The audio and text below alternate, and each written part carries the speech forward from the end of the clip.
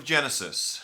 The word itself means beginning, and so we see that this is the first book of the Bible, of the Old Testament, written by Moses, and it has 50 chapters, although the original wouldn't have had chapters or verses in it. But it's part of a grouping called the Pentateuch, which would be those first 5 books, or sometimes referred to as the Law, those first 5 books. But Genesis in particular is a great story and tells us about creation and a lot of history about God's people and where they came from.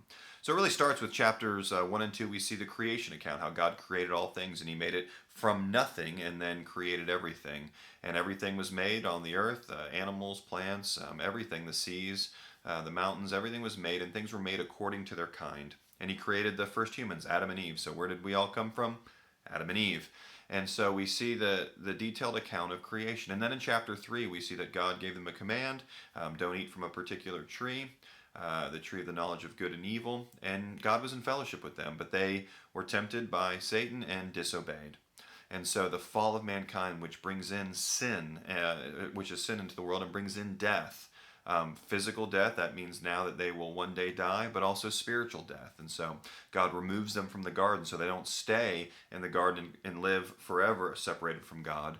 But He makes a promise. He says, yes, you have sinned, and yes, there's cursing now that goes on, different curses on the man, the woman, and even the snake there, and all of the earth really. But God says there's one who's going to come from Eve, and he's going to crush the head of the serpent, and the serpent will bite his heel. And so that's the first prophecy about the Messiah, the woman who would come. In chapter 4, we see that the family begins to grow, but we see Cain and Abel, and we see the first murder where Cain kills Abel.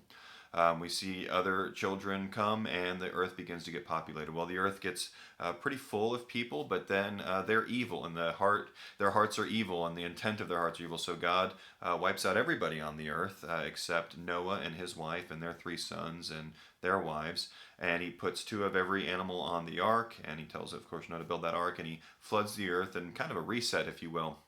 But He does put a rainbow in the sky to say He'll never do that again.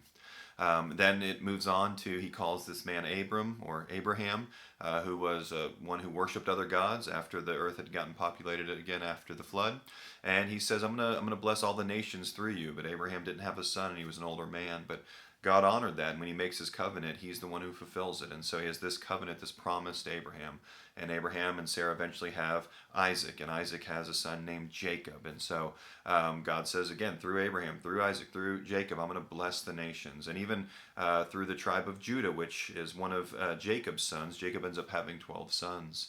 And with those 12 sons, they turn into the 12 tribes of Jacob, or his name actually gets changed to Israel. So now we have the line of the tribe of Judah is going to one day come. But the rest of Genesis tells a little bit more about, again, we have Abraham's story, some of Isaac's story, Jacob's story, and then one of his sons, Joseph in particular. And so the rest of the book of Genesis tells about Joseph's story, where his brothers, due to jealousy, sold him into slavery, and he was brought down into Egypt.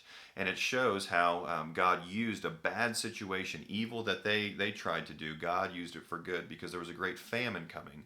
And this was a way for Joseph to get down and gain favor with the Pharaoh.